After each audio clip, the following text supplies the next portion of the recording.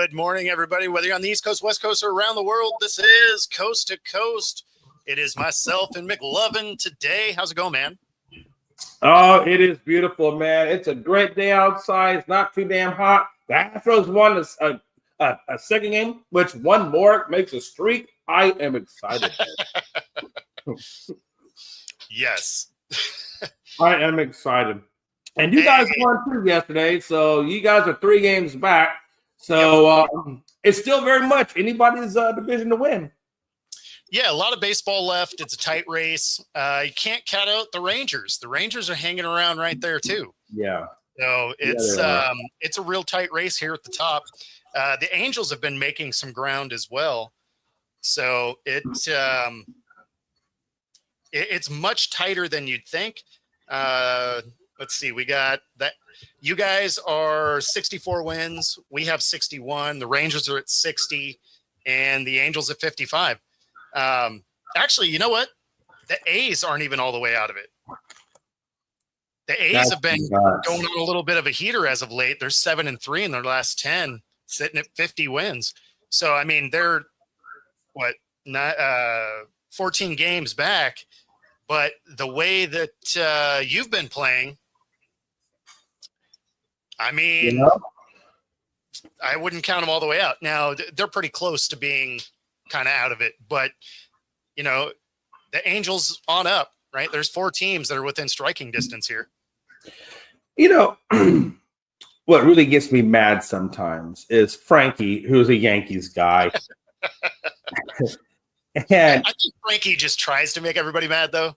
Oh, Frankie has no friends. Frankie does not understand the concept of making friends. But he does know the concept of pissing people off.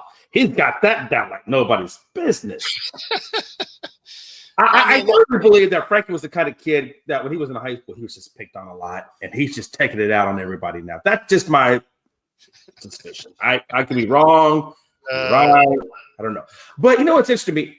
In his division, he swears up and down that the AL West is just a weak garbage division. And he will defend that to the nth degree. Okay.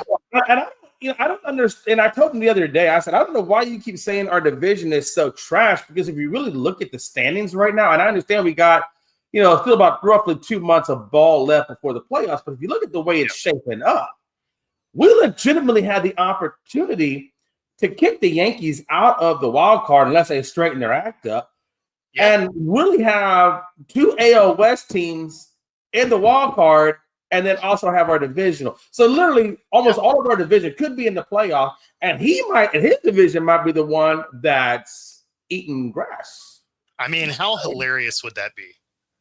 Oh, I would absolutely just be all over Frankie on social media. In a good way. For sure. Not like in a creepy, weird way, but just enough to really kind of get under his skin a little bit. Yeah. So as we look at the AL wild card right now, in the first spot is Boston, and they got a 3.5 game lead there. So I mean, they're pretty happy. 9-1 in their last 10. Like they've been killing it. Seattle 6-4 in the last 10. So that's acceptable. You're above 500. Like that's solid. At 61 wins, they're 1 game ahead of the Yankees, who are 4-6, have not looked particularly good. And then the Rangers, right there behind them, half a game back at 60 also. So the Rangers realistically, by the end of the day, because I think they play today, right? They do. By the end of the day, there's a chance that they could kick them out of that wild card spot. Now, like we said before, there is a lot of time left, right? Still got a couple months of baseball before we got to worry about postseason play. That being said, it's always kind of funny when the Yankees are crying a little bit. And I said this the other day, and this is just how beautiful this is right now. If you look at the Yankees, they were swept by the Marlins. If they lose tonight, they're swept by the Rangers. That's back-to-back sweeps. I mean, I can't give anything that's better than that. Literally. Oh, yeah. The only thing that would be better than that is if you sweep them next. Bo, it's my moment. Hold on. Get him. I'm using my dramatic voice right now. This is my dramatical segue. The only thing that would be better is if the Rangers sweep them tonight or complete the sweep tonight, and then the next series, which is us, Astros, and then we sweep their ass.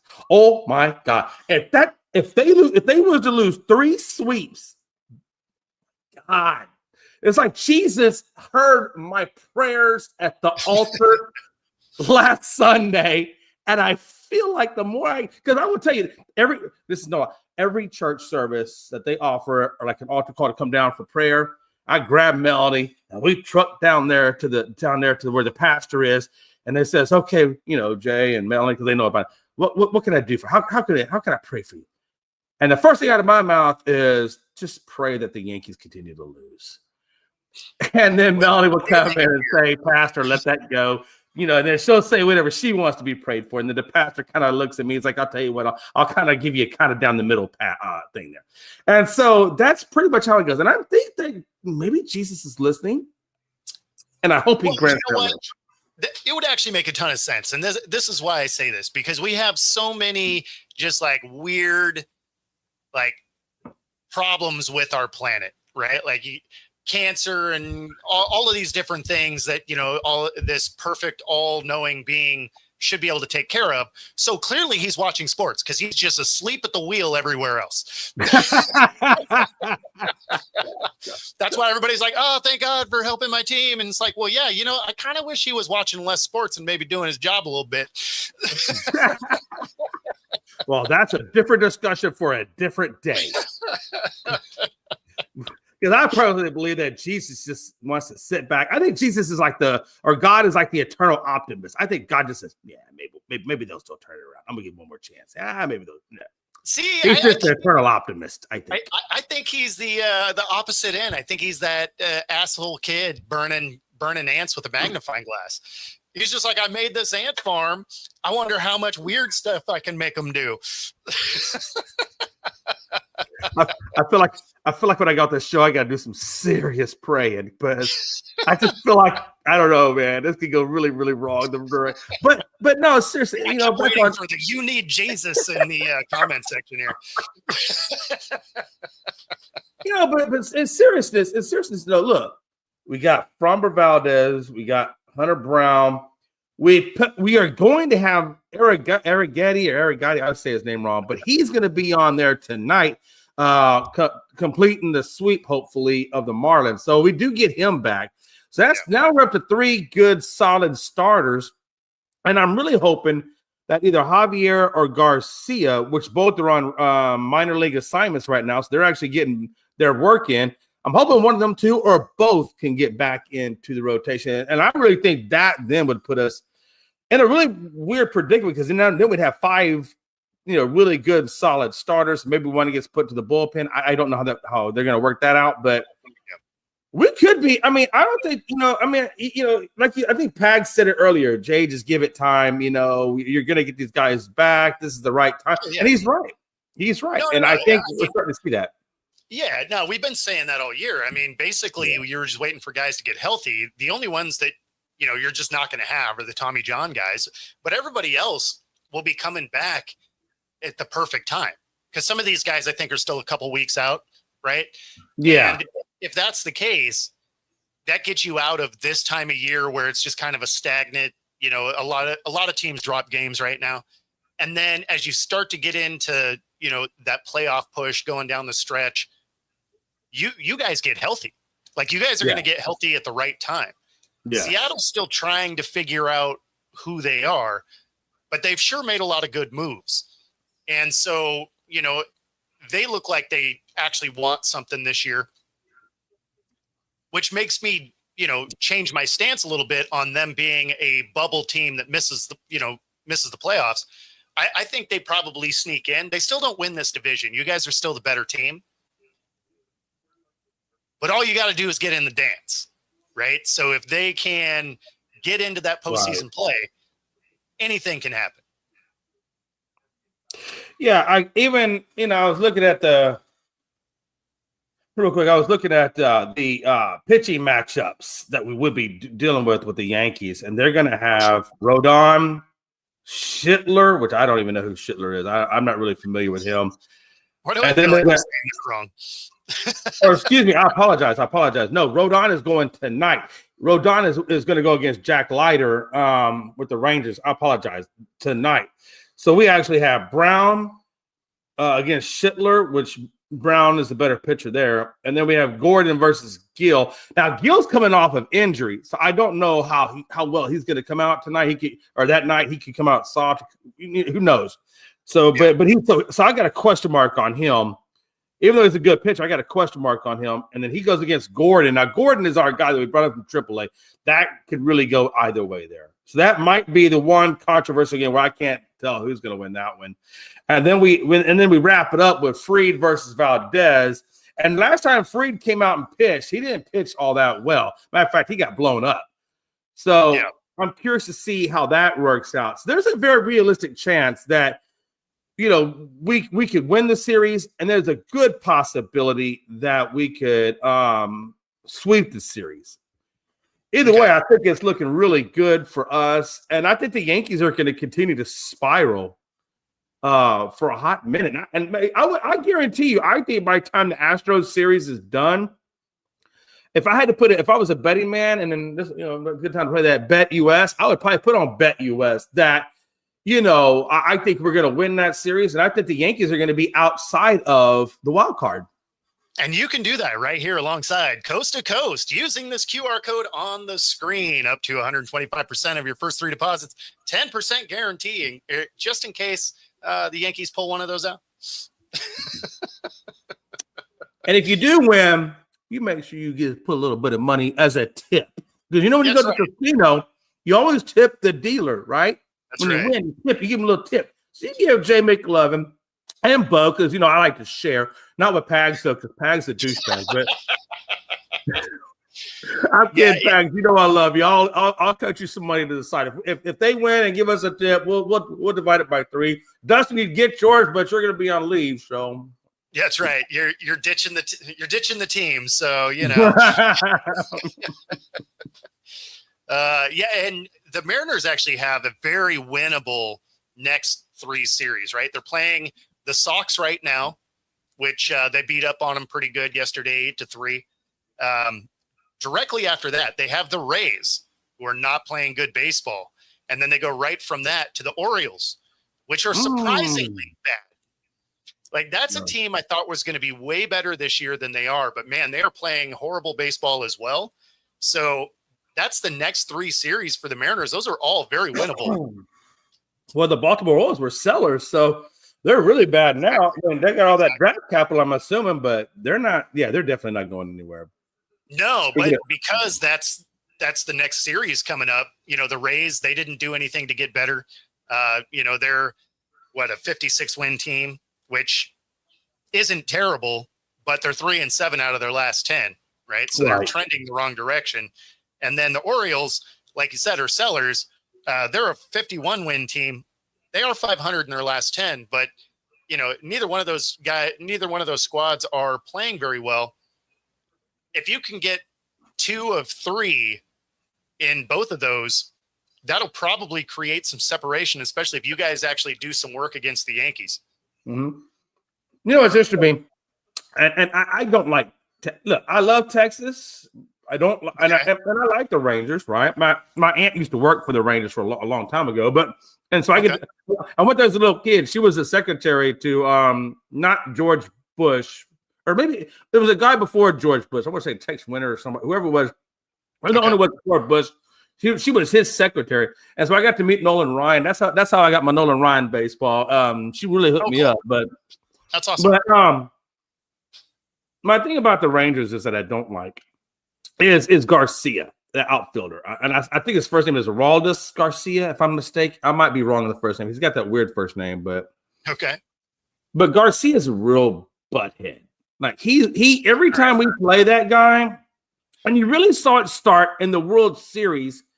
Not the World Series, excuse me, the AL championship game before the World Series, the pennant, where Garcia was a real butthead. Do you remember that when he would do the crazy back flips and he would just be snickering around when he would hit just a rule. I hate that guy. I would check around. That's probably the number one guy I hate in baseball right now is Garcia. But he's a good player. He plays the Astros really, really hard. He really does. We're talking about the year they went on to win, right? Yeah. If you remember Garcia during that, and you watched all of his antics, game in and game out, everybody knows exactly what I'm talking about. Even now, even when we played the Rangers, even this season, he still kind of has that little, that little chip or whatever you want to call it. And he did with the bat flips and whatnot. And he's just a real jerk. But so I don't like to see the Rangers. I know, right? I just like that he's the you're gonna miss this putt, you jackass. To the Astros, like that's fantastic. Like I'm not mad at that at all. And I wish somebody would get in the stands when he's playing to do that, or get like what do you call it? And like if somebody could get behind home plate, like those really good seats, and just chirp that out like a little megaphone. Oh, that would be the best. I would be so ecstatic. The thing is if he's that kind of guy, it wouldn't even bother him. Like he'd think it was funny. Like I would find that hilarious. Yeah. If I was a batter, I would be cracking up. Yeah. So I don't like the Rangers because of him specifically, really, honestly. Okay. All right. But here's the thing. If the Rangers can win tonight, it puts the Rangers in them with swap because the Yankees are only a half game up. Well, on the Rangers. Yeah. So if the Rangers win, then they would be even. But is it even? I thought it would be up by half. No. Because the way a half game works is because one team played and the other didn't. I don't think the Yankees play tonight because they play you guys tomorrow, right? No, the Yankees play tonight. The Yankees are going against Texas. They play tonight. So basically, the way it'll have to be is the Rangers would have to win a game and have the Yankees not play for a half a game. That's how that game works. So they wouldn't be ahead by a half at that point, unless the way that they would go ahead by a half is if they win and the Yankees lose, then they'd be up by a half because that would be a whole game shift. But a half a game is because one team played and one team didn't. Because right now, the way the standings are looking, Seattle, if you look at the games back column, Seattle is +1. The Yankees are at the minus, right? Yep. Or just that dash or whatever. And then Texas is 0.5. Well, and so Texas and New York, they play tonight. And if Texas wins tonight, they actually sweep them. And I just don't know how that would affect the standings, I guess. So what the dash is it means that they are the benchmark for the final spot. It's funny that they do that now because it used to be the number one wild card team had the dash similar to being in the lead of your division. And then everybody else showed the game back. Now they do it as the last team in is the dash. And then everybody else is plus games. It's a weird way to do it. I don't know why they switched it. It was a couple years ago they did that. But yeah, all the dash means is that's the benchmark to get in, right? So they're the zero mark. Everybody in front of them is plus games. Everybody behind them is minus games. Okay, so right now, so the record for New York is 60-54, and obviously Texas then is 60-55. So if Texas does win, then Texas and New York would have the same record. But if what I'm listening to you say is even if they had the same record, New York would still be up, or what? It would still be the same. Like they're not going to switch spots. So that depends on their head-to-head, right? Okay. So if the head-to-head had the Rangers, when they played their series, I'm not familiar offhand how their series went earlier in the year, but in this scenario, if the Rangers played them earlier and won that series, then the Rangers would be ahead of them because they'd have the tiebreaker, right? If they had lost that series, then they wouldn't move ahead. Yeah, because right now I'm looking at the second half, and they've only played them once. I think this is the only series they played. I'm looking at, but that was the second half. Let me look at the first half just to confirm. And I'm looking at that. Yeah, I don't see them any. Oh, they did. Oh, damn.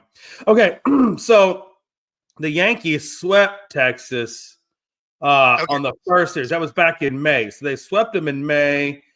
And I'm looking at the rest of it. So, yeah, okay. So right now it's 3-2 in favor of New York. If Texas wins tonight, then they're tied. Yeah, so then it would come down to league wins, right? Or conference wins, basically. Okay. And then, so it basically just goes through tiebreakers until they figure out which one is which. In this scenario, the Rangers have actually played more games.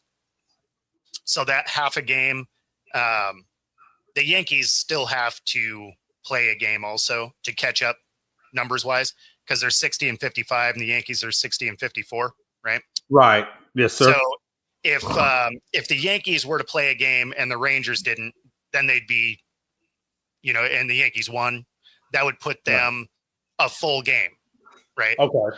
If they were to play that game and lose, then it would be even again. So it's just, the half a game thing is just because of games played. I'll tell you this, though, the fact that everything is so close that we're looking at, all these weird, categories to figure out who's what to make the differential of it. That just tells me that, and it's obvious, it tells everybody really that if the Yankees don't get their crap together, that it's not looking good for them anytime soon. So they really got to bounce back and whatever it is, because we all been watching them play sloppy ball with all the errors and mistakes and miscues, things of that nature. So you got to think, if this team don't right the ship, man, it's not looking. And what a time for Houston to come into the scene and get the Yankees during this type of momentum, right? Yep. That's a perfect way to talk. No, it's awesome. Yeah. Again, I always enjoy watching the Yankees struggle, right? I still have a little bit of bitterness from their run in the 90s where they were just like buying rings. Oh, yeah. I still think they're trying to buy rings. It's just they can't. It's weird to me because they didn't do anything. They're not. The Dodgers are. The Dodgers are buying rings. Oh yeah, absolutely. The Dodgers are. But what's interesting to me is when I was looking at the trade deadline grades that they were being given, Houston, I think, got a C-, I believe, C or C-. Okay. I think the Yankees got, if I remember correctly, I think they got a B. But then when I look at the Yankees and what they've acquired, with all the bullpen help that they brought in at the trade deadline, they ain't done jack crap for them. They haven't done a damn thing. Yeah. When I look at what Suarez and what Naylor are doing for you guys, and then I look at what Sanchez, and Urias is doing for us. Yeah. And it's, I don't know. I think whoever did that grade, I think they graded it too soon. They always do. Think about it. Think about for the NFL. They do draft grades 2 days after the draft. Yeah. You have no idea. Nobody's taking a snap in the NFL.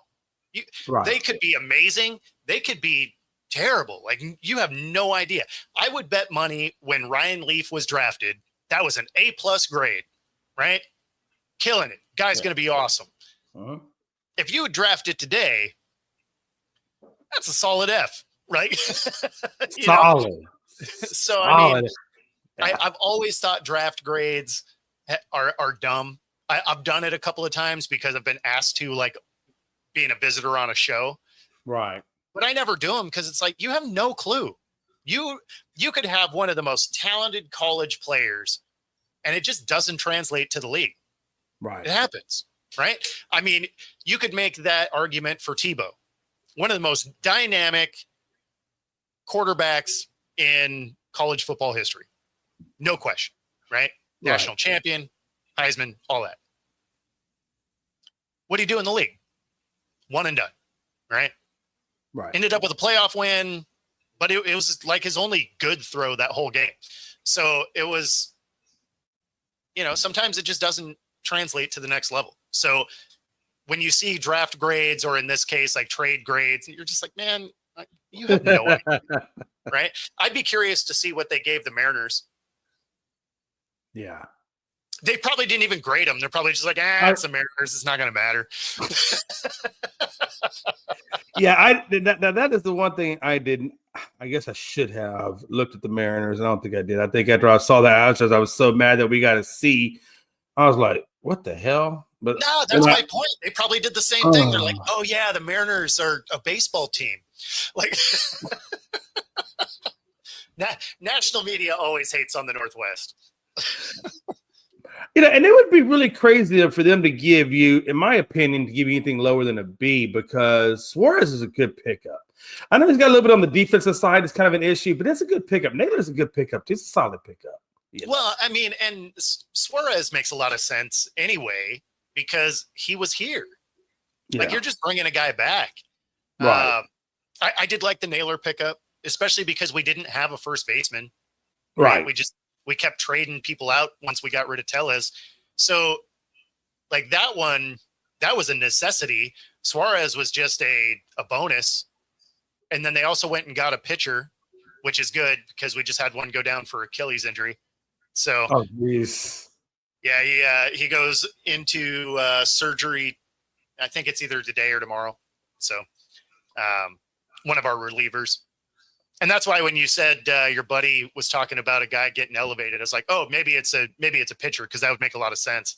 I didn't see it, and then I couldn't find it, pre-show. But it wouldn't shock me if they did, considering we just had a guy go down, for an Achilles. So, but I found the trade grades, and of course it's like a mile long, so it might take me a few minutes, but I will get that trade grade for you. Oh, Mariners, here we go. Mariners got an A. They gave you guys an A. That would make sense because they legitimately went out and got the exact needs they had. They needed bats, so they go get two guys that hit well, right? They're both contact hitters, good batting averages. They needed a first baseman. One of them's a first baseman. They went and got a pitcher. We have pitchers that are injured. Like, everybody that they went and got had a specific need on this roster to play tomorrow. Not like, oh, we want some prospects, maybe we can do something. This was, we have needs to fill today to be able to try and get a playoff push. And they actually went and did it. I mean, I was as surprised as anybody else. I was just like, oh, wow. Let me ask you this, because obviously maybe his defense is a little suspect. Do you think they would put Suarez as a DH and just capitalize on his bat, and then I'm sure you got another third baseman on there you could put in for defensive purposes? So he played yesterday. I didn't look at see if he was a DH or if he was actually playing third. I didn't look at the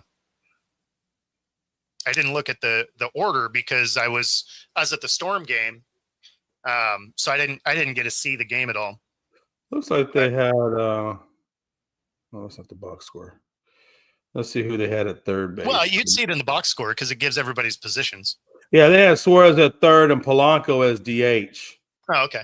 I mean, which is fine. It's not like he's a liability on the field. Like he plays decent defense. I don't think you guys committed. No, you didn't have any errors at all. So, it was a good, clean game for you guys yesterday. Yeah, well, and I mean, again, Suarez is a good all-around player, right? I mean, he's not the best fielder ever, but like he's a good fielder. Yeah. Yeah, I mean, I think you guys got a good pitching staff. We all know that pitching was kind of your strength, and what you guys did in offense. I mean, it's going to be an interesting battle, especially with the way if Texas continues to push in the positive direction, and you guys do. I mean, 2 months is, like you said, 2 months is a long time. That's a long time to figure out who's going to get this. And I would not be surprised if it was like every other typical year in our division where the three of us go down neck and neck. Which is good, because I think it's great for the division, number one. And regardless of whoever wins the division, if we can get the other two guys in the wild card, then that really does look good for our division. Yeah, it looks good for the division. I know you don't want to see the Mariners in the postseason, though. No, I don't. No, I really don't. And I think anybody that knows how that's gone down, Houston's always been kind of, at least in the last probably 9 years or so, that you guys have really had the number of Astros. I mean, y'all guys just gear up for us. Well, it's a divisional game, right? Like, each other the best. It's always a battle. Realistically, you guys wouldn't want to see the Mariners or the Rangers, because the Rangers play you guys tough too. Yeah. Again, I if I had to go out of that evil matchup, I would go Seattle before I went Rangers, just because I told you I can't stand Garcia. No, I want him to have the satisfaction of it. I would rather go down to an organization that's classy the way they win their games versus a douchebag, especially one that's never won one. Like, it would be. They've actually even never been in the dance, right? Yeah. Like, they've gotten to the ALCS twice. That's it. Outside of that, they've never made a World Series, so it would be pretty cool to see them get in there. Obviously, I'm not saying they will. They're a wild card team to me. I feel like because they actually did things they needed to do, I do feel like they make the playoffs this year. Whereas, prior to the trade deadline, I was like, yeah, this is just going to be the normal roller coaster we're always on, and we'll miss it by a few games. This team looks like they're actually trying to win. And so that gives me a little bit different feel. I'm not high on them in the way of, they're going to run away with the division or they're going to do anything crazy like that. I still think they're a wild card team, but I think they did enough to at least get in. And that's huge. That's something we don't see out of the Mariners a lot. And so that's actually refreshing as a Mariners fan who've watched them struggle my entire life. Yeah, no, I understand. Trust me. I understand because I will tell you up until 2017, even 2022, whatever, you want to go with. I was in the same boat you were. I mean, for decades and decades. I mean, I remember when 1986 was around and we had Nolan Ryan and Mike Scott and we had a hellified good rotation. I mean, we were a good team, and then we met the Mets and they were just the better team, and we couldn't take them. So, I mean, it's a lot of frustration over a long period of time. I mean, to be fair, that Mets team was no joke. Yeah. Right, because that was the era of Darryl Strawberry, and I mean, you had dudes on that team. Plus, you had a Darryl Strawberry that was coked out of his mind. Like, that guy was like that powder on her nose. I'm sorry, I was back. Nobody faster on the diamond, though. I'll tell you though, Bo, there is a lot of hope, I think, in that, because if you look at it, if you remember when Texas won the pennant that year, they were a wild card too. Oh, you can definitely win from the wild card spot in baseball. So, I mean, baseball is the ultimate streaky sport. Oh, right? yeah. I mean, it's not the, it's not football where it's one and done, where, any given Sunday, somebody can drop a game. And it's not basketball where the talent disparity between teams can be just insurmountable. Baseball, it's a marathon. And so you get into the postseason play, like, there's times that you'll see a good team drop a series just during the season, and so that type of stuff happens postseason too. So as streaky as baseball can be, you can just go up against a guy that his ERA wasn't good all season, and then it just happened to be his day. I'll tell you, and I will tell you this though. One notable thing about our division, going back to, we were talking how good all these teams are, and even the A's are still kind of in it, but not all the way out, but teetering. Was it? And I'm gonna I hate this name. Langeliers. I hope I said his name right. For the A's, was actually the fourth catcher with 2-3 home run games. So they got some guys. Though. I know there's been catchers this year, man. You got your Cal Raleigh just killing the league in home runs, and then you got the A's over there with 2 back-to-back 3 home run games. I mean, it's just it's crazy what's going on right now in the league. or in our division, I should say, not the league, but our division. Yeah. No, I mean, yeah, I think a lot of people are really putting what is it? It's not. They're very definitely looking past our division. I think some people are definitely looking past our division, thinking that they're focusing on Toronto or Detroit and not even thinking about where our division is. Well, yeah, I mean, it's not a sexy division, right? Like historically, despite the fact that recently you guys have won a few, the Rangers have won. I mean, I don't know what it is about this division, but people do sort of overlook it because they're looking for the Yankees and the Red Sox, and the way Detroit started has them in the forefront of people's minds. And I mean, so they're looking for these legacy teams, and out here on the West Coast where it had been so many years of just mediocre baseball that even when we're playing well, they're like, yeah, but are they? Like, so it's one of those, they're just waiting for the other shoe to drop and they're just going to fall back to earth and all that. Of course. But and again, yesterday there was a little bit of history, obviously with him hitting those two, or the second of 2-3 home run games. Now you got Lourdes Gurriel hitting a 103.9 mile an hour bomb for Arizona off of Mason Miller. And that's since 2008 when they were tracking hardest hit ball. He's number one now. He made history. Okay. Crazy. History making day yesterday. What's up, Candy? But so, I mean, there was a little bit of history yesterday going on in baseball. Yeah. What a time to be alive, man. So switching over to football, got to talk that a little bit. Yeah. I have my Pick'em show coming back, so that'll be on the horizon. If you played with us before, definitely play again.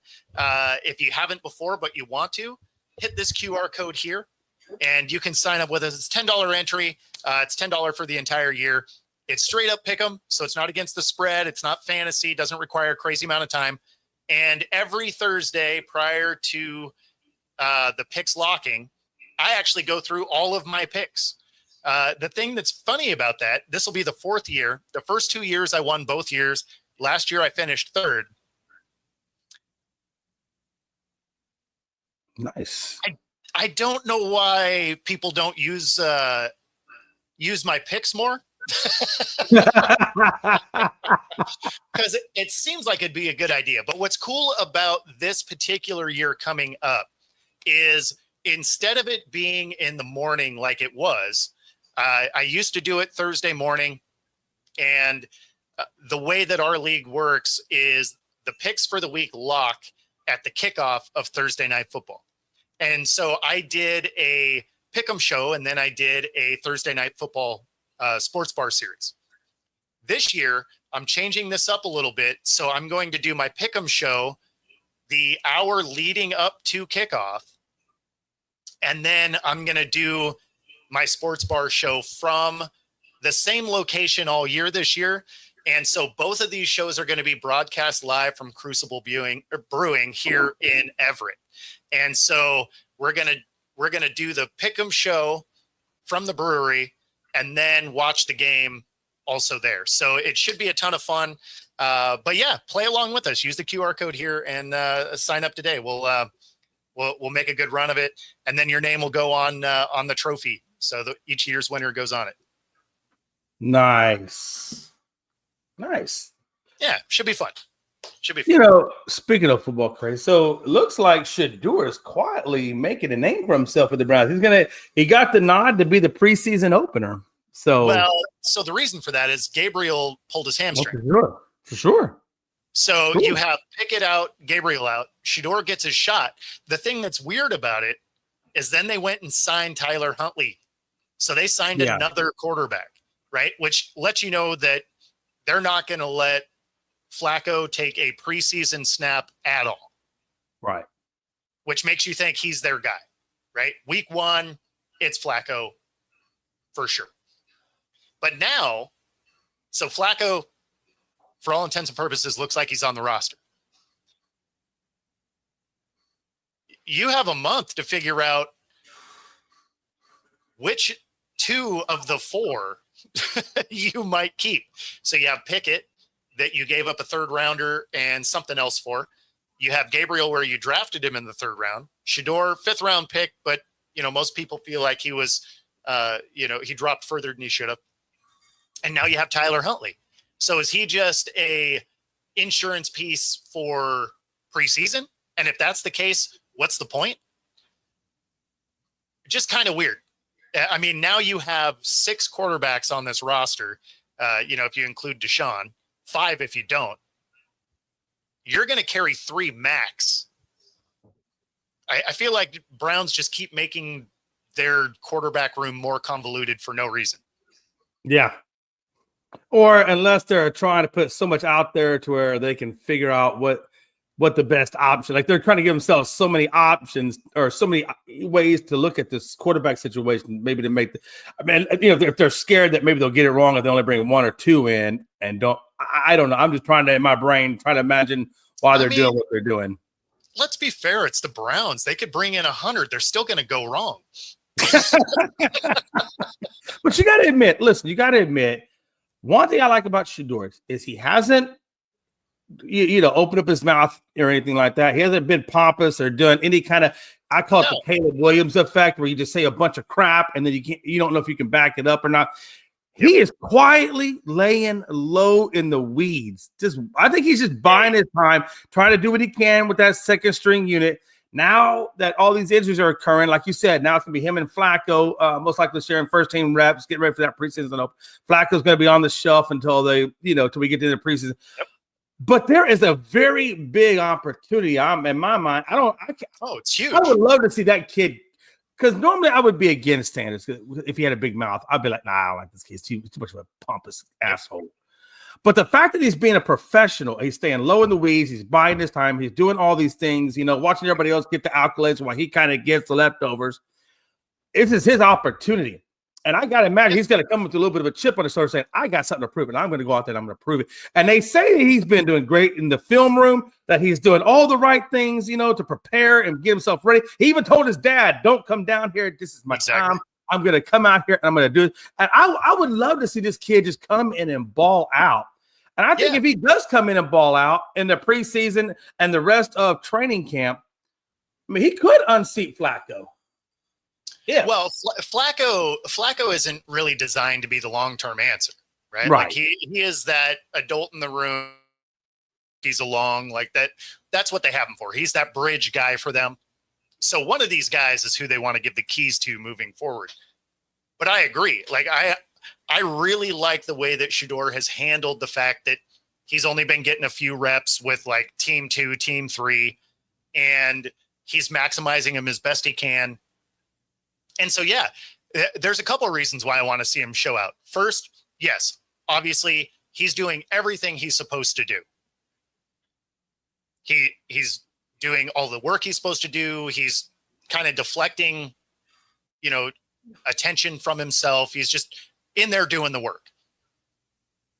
On the other end of it, because it's the Browns and you like to see the world burn, you want him to show out, because now what do you do at quarterback if you are the Browns? Yes. Right? Because you're like, okay, we have Flacco. We need him to be the guy to help bring these guys along. Pickett, you gave up some pieces to get. Gabriel was a 3rd-round pick. Like you're going to owe that kid some money regardless of what happens. And then you have Shador. If he's outperforming, like which one of those guys is gone? You assume Huntley's gone, but which one of those other guys doesn't make this roster?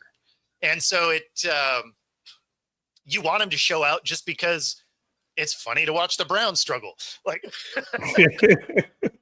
and I don't want to make, so kind of an odd coincidence is if I was Dylan Gabriel, is this could almost be the Tom Brady, Drew Bledsoe effect, where Bledsoe was a starter, goes down with injury.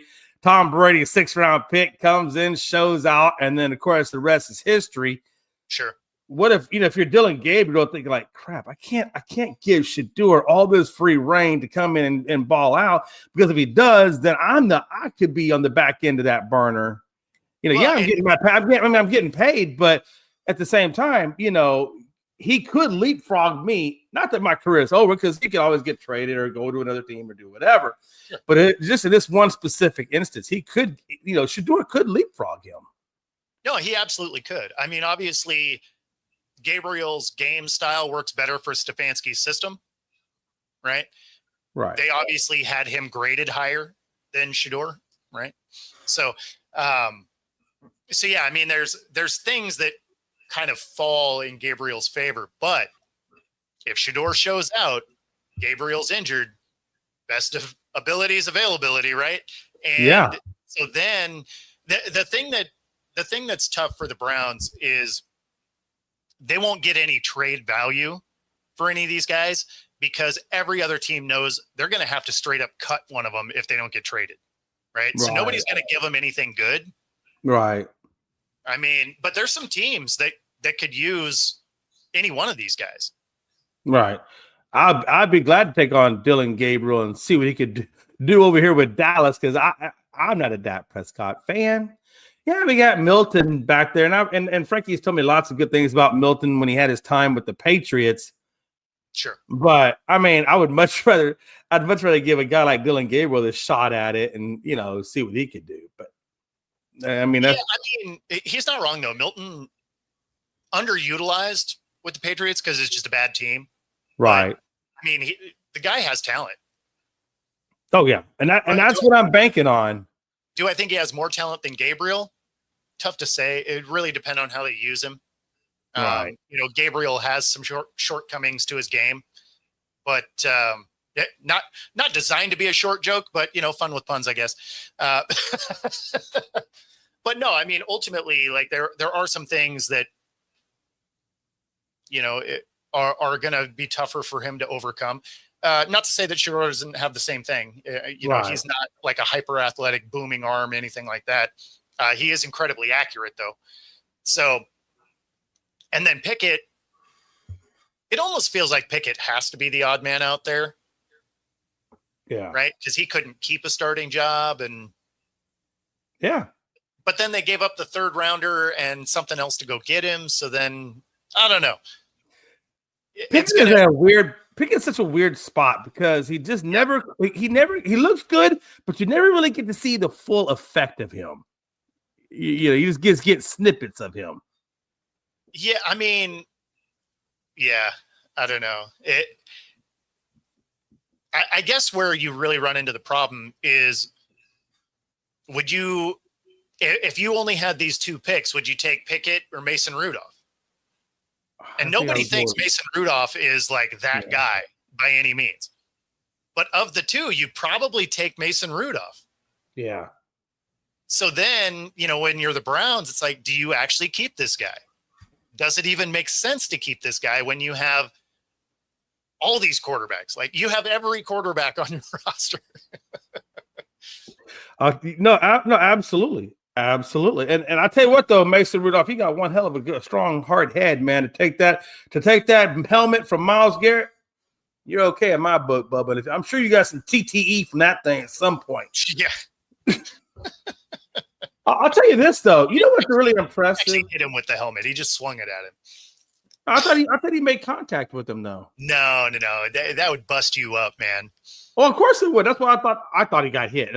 I guess maybe I saw the wrong angle. I thought he did get hit. But anyway, that's neither here nor there. One of the things I find really, really cool, I like what Sean Payton is doing with Bo Nix and how he linked him up for a little while with Drew Brees. And if there's ever anybody to really educate your quarterback, Drew Brees is a hell of a good mentor. And I like how he paired them two up. And I wonder how that's going to translate into Bo Nix's game in the upcoming season and what he learned from Drew Brees. Well, I mean, Bo Nix played well last year. Yeah. Right? Like, you watched his progression through the season. So if he can just continue to build on that, right, the Broncos will be fine. The AFC West is going to be very interesting to watch because obviously KC is who they are. They're kind of getting to the end of this run, right? You're getting your guys are starting to age out a little bit. You look at the Chargers, like this is you have to do something this year because now you're talking about Herbert in what, year 5, right? Yeah. I mean, we gotta see you become the guy that everybody thinks you're supposed to be. And the same thing you said about Trevor Lawrence, right? Oh, for sure. Right? Now you have enough years in the league that we need to see you become that. Otherwise we're now judging you on what you've actually done as opposed to the potential because you've just been around too long. Yeah. Then you look at the Raiders. The Raiders are going to be disruptive. I don't know that they're necessarily going to be good, but they're going to be a problem. Like they're not going to be an easy out. And then, you have the Broncos, which are going to be a solid team. So all of a sudden that division, maybe not the toughest division like the North looks like they should be again, but it's going to be a very tough division to get through if you're one of those teams trying to win that division. Yeah, no, absolutely. Absolutely. I know we only got like 9 minutes left. So you cannot do a show today without talking about it. It happened again, Bo. True Fusion Gym. It should happen again. It should happen every day. Going to the gym all the time is good for your health. Use the QR code on the screen. Free 5-day pass. Any of the 3 locations, Bellevue, Ballard, University Village. Find your edge, True Fusion Gym. And of course, if you are here in the Pacific Northwest, haven't had your ducts cleaned in the last year, definitely something you want to do. It can create some allergy situations if you are breathing the debris that is down in your ductwork. And of course, always keep in mind that there are 15,000 dryer fires every year here in the Pacific or here in the U.S. And man, if it was just the Pacific Northwest, that'd be a lot of fires. But if you haven't had that done in the last year, it'll actually help your dryer clothes faster, use less energy, but more than anything, help you keep you from getting your house burned down from dryer land. All right. We could all use our ducts cleaned. I'll tell you that. Put it down to be a good segue there. No, but I like how you did that. No, it happened again. The green toy made its way onto the floor at the Sparks game at Crypto.com Arena. I guess is what it's called now. With 2 minutes and 5 seconds left of the game. So is this so this is the third one then? Oh, it says a sex toy landed near Indiana's Sophie Cunningham after it was thrown from the stands in Los Angeles while the Fever played the Sparks on Tuesday night. The latest such incident to interrupt a WNBA game in the past 7 days. The incident at Crypto.com Arena occurred with 2 minutes and 5 seconds left in the second quarter. What a time to be alive. 3 incidents, 7 days. I said it once. I'm going to say it again. I wonder if this is now going to be an ongoing thing. I don't see how it would be worth it to get arrested. Yeah. And never be allowed in the stadium again. No, they're only giving him 1 year ban. Oh, really? That's what the guy that got arrested. Yeah, they came out and gave him a 1. They said for 1 year you're not allowed to come into a WNBA game. I mean, that doesn't make any sense because there's only zero sense. Yeah, there's only 20 games left. So then what you figure? In fact, I take that back. There's not even. I think it's like 16 games or something like that. So in that scenario, you've basically made it so he can't come to like 8 games. That's not really that big of a deal. The arrest, obviously, that's not great on your record, but I mean, I would have gave you like a real ban. Oh, for sure. I would do at least a 5-year ban. Well, and I wouldn't have done and I'm saying that would be at a minimum for me, would be a 5-year ban. Well, and if you were to do maybe it's a 1 year, right? Like let's say it stuck with the 1 year. But instead of being the WNBA, make it so that you can't come to anything in the stadium, right? like a stadium ban, which now means you can't come to concerts, you can't come to hockey games or whatever, right? Right. Make it something where they're like, oh darn, I can't come to 6 or 8 games. No, make it a penalty that actually means something, and it'll stop happening. But if it's a 1-year ban and the year is 2/3 over, it's not really that big of a ban. Yeah, so league officials put out this quotation. It goes, quote unquote, in line with WNBA arena security standards, any fan who intentionally throws an object onto the court will immediately be ejected and face a minimum of 1-year ban, in addition to being subject to arrest and prosecution by local authorities. That's where it's at right now. And the guy that was arrested, they came out and said he's going to get a 1-year ban. So I guess I got to imagine it's going to start out as a year. And I guess if this becomes more of an issue, then I would imagine maybe that's where the at least minimum comes in, and then they could go up with it maybe. Well, and then there's got to be fines associated, right? Oh yeah, for sure. Like at this point, because it's continuing to happen, you sort of have to up the people that have already done it. They've decided on it's a year, whatever. But everybody moving forward, that's where you make a statement of, hey, anybody, if this happens again, it's a 5-year. Like you just can't come back. But I don't even like the ban thing. If it was me and I was a WNBA or a court system or whatever, sure, I'm not really cared about the ban. Because I always say what hurts people the most and what discourages people the most is when you hit them in the pocketbook. Well, I think you do both. Well, or even both. Because like I know, for the millionaires and billionaires, whatever, fines don't really mean a whole lot to them, kind of guy. But for the average schmuck at telly, that's throwing something out there, he may be, and let's even say a 6-figure job. If you hit him with a $200,000 fine or a $100,000 fine or whatever the case is, well, that's going to hurt a hell of a lot. Yeah. I don't know. Yeah, they won't be throwing it. That's for sure. Yeah. You know what I mean? They might be saying, well, you know what? I really don't have $100,000, and I'm pretty sure if I throw this, somebody's going to rat me out. Even if you were a millionaire, it wouldn't be worth $100K. Like it's not $100K funny.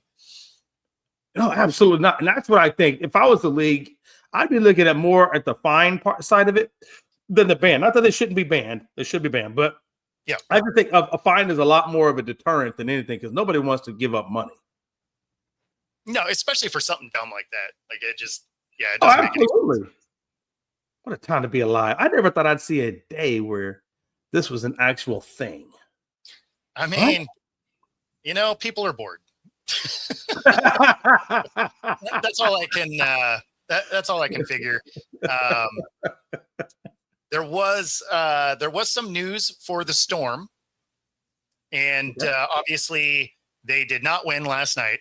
It was a little bit of a rough outing, but they did make a trade yesterday after this show aired, and they acquire. Brittany Sykes from the Washington Mystics. Brittany Sykes is a 4-time All-NBA defense player, all-star, averaging 15 points a game. So, great player. And what they gave up to go get her was 4-time WNBA champ Alicia Clark. Although she hasn't been having a fantastic year with the Storm, limited numbers, shooting percentage has been down. Zaya Cook, and a 2026 first-round pick. So this is the Storm trying to get back on track. They have 3 games that they've lost. Their last 2, last night, Fee wasn't even there, who is basically the league MVP. She wasn't there. They still end up dropping that game. 2 days before that, they played the Fever. Fever didn't have Caitlin Clark. They dropped that game. And then before that, they played the Mystics and lost in double overtime.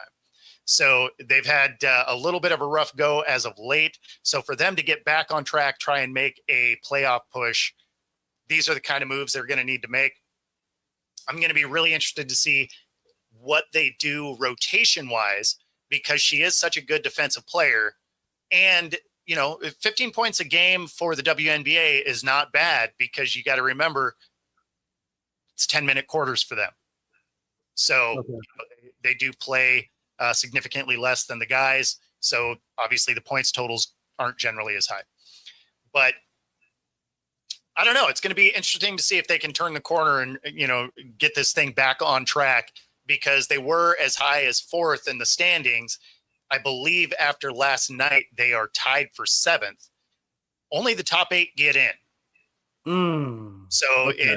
it's something that not only does it have to be corrected, but it's got to be corrected right away, especially when you think of the fact that 4 minutes to go in the game, they only had 1 offensive rebound. So they were getting 0 second chance points. They've been dealing with rebounding issues all season. So it's that's the Storm update. That being said, gets to the top of the hour. If you've been watching along with us, be sure to like and subscribe. Helps us bring our stuff to you. Otherwise, we are going to get out of here, and we'll see you all tomorrow. Take it easy, everybody.